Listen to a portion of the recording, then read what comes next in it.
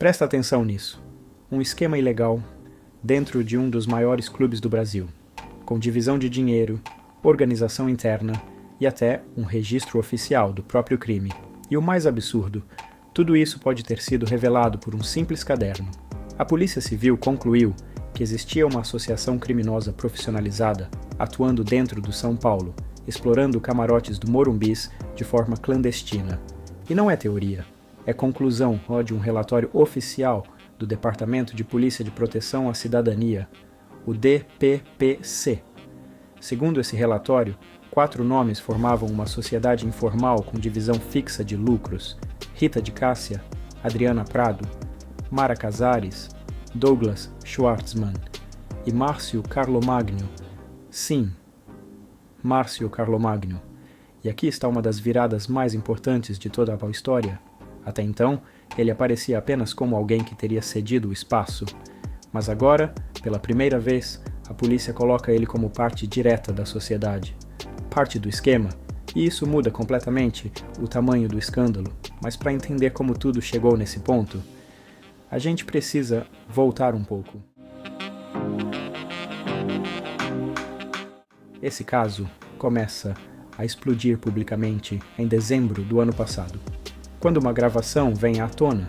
Nela, Douglas Schwartzman fala diretamente sobre o esquema, e não só isso, ele admite que todos ganharam dinheiro. Ele diz que entrou porque confiava que havia lucro, e que, se estava errado, alguém teria que pagar por isso. Mas o ponto mais delicado da gravação é outro. Ele afirma que o camarote teria sido concedido por Márcio Carlomagno. Ou seja, o nome já estava ali.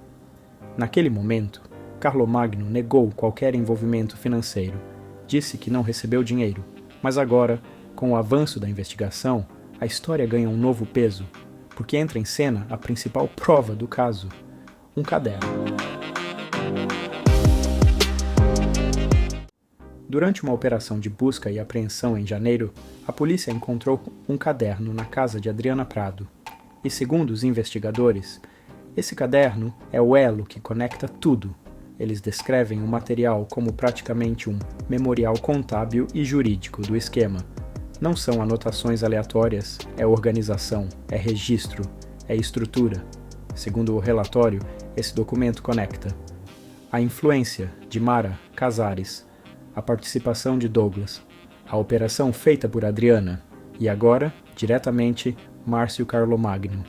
Tudo funcionando como uma engrenagem de saque ao patrimônio do clube. E aí vem o ponto que mais pesa. Em uma das páginas, Adriana escreve sócios, e logo abaixo os nomes: Mara, Douglas, Márcio. Depois disso, uma anotação direta: 25% para cada. Para a polícia, isso não deixa margem para dúvida. Isso não é bônus, não é algo eventual, é uma divisão fixa, uma taxa de corrupção estruturada. Segundo o relatório, isso comprova uma associação criminosa com divisão sistemática de lucros.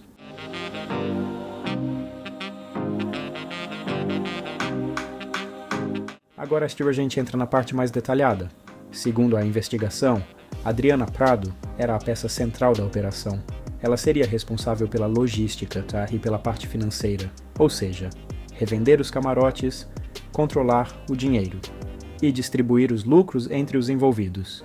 E o esquema não foi pequeno, ele teria durado quase 2 anos, desde 2023, na época de grandes eventos como o show do Coldplay, até fevereiro de 2025, com apresentações como a da Shakira. Inclusive no caderno, Adriana escreve: todos sem problemas até fevereiro de 2025. E ainda faz anotações como e-mail para Mara e show Coldplay.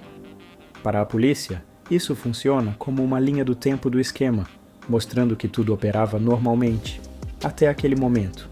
Outro detalhe curioso: em uma das anotações, Adriana se refere a Márcio Carlomagno como vice-presidente, mas na realidade, ele era superintendente geral. A polícia acredita que isso pode ter sido uma confusão, ou pode indicar o nível de importância que ele tinha dentro do clube, na visão dela. E tem mais. Em outro trecho, Adriana demonstra interesse em estar legalmente dentro do São Paulo.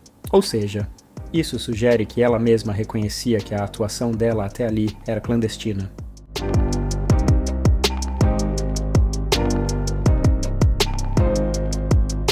Agora vem uma parte ainda mais pesada.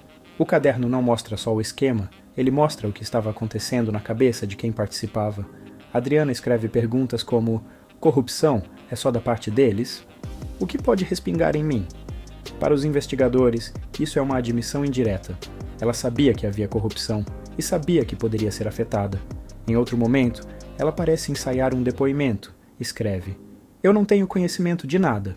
Mas logo depois, risca e escreve: eu sabia que existia. Segundo a polícia, isso mostra que a tese de ignorância não seria sustentável. E pode ser interpretado como uma confissão, mas a situação fica ainda mais tensa.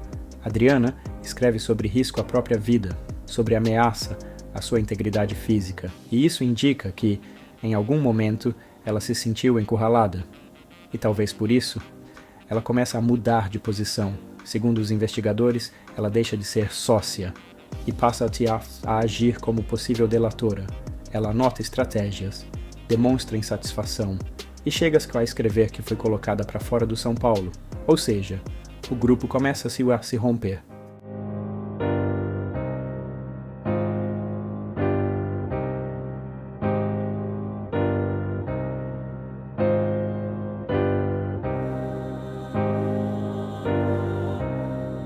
Agora, do outro lado, as defesas reagem, e reagem forte. Os advogados de Douglas falam em vazamento seletivo de informações e dizem que existe uma campanha difamatória. Afirmam que o caderno não tem sequência lógica e que não possui confiabilidade jurídica. A defesa de Adriana afirma que ainda não teve acesso completo aos autos e que qualquer conclusão agora é precipitada. Reforça que não há prova de culpa sem contraditório. Já a defesa de Mara Casares vai além. Diz que o relatório é baseado em hipóteses, conjecturas e interpretações, e deixa claro, isso não pode ser tratado como verdade.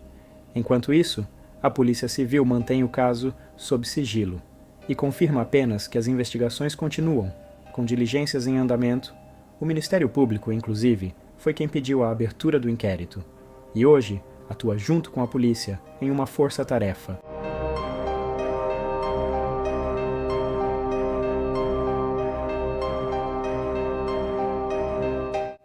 Mesmo sem julgamento, o impacto já foi enorme.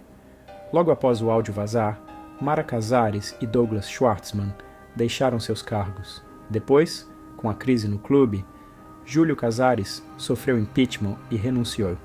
E Márcio Carlomagno, que era uma das principais apostas políticas para o futuro do São Paulo, foi demitido.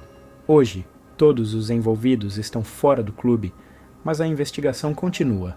Testemunhas ainda estão sendo ouvidas e novas informações podem surgir a qualquer momento. Agora, a grande questão é: se tudo isso for comprovado, a gente não está falando de um erro isolado, a gente está falando de um esquema estruturado que operou por anos dentro de um dos maiores clubes do Brasil e que só veio à tona porque alguém decidiu escrever tudo. E agora me diz, isso vai acabar em punição de verdade? Ou vai ser só mais um escândalo que o futebol brasileiro vai esquecer?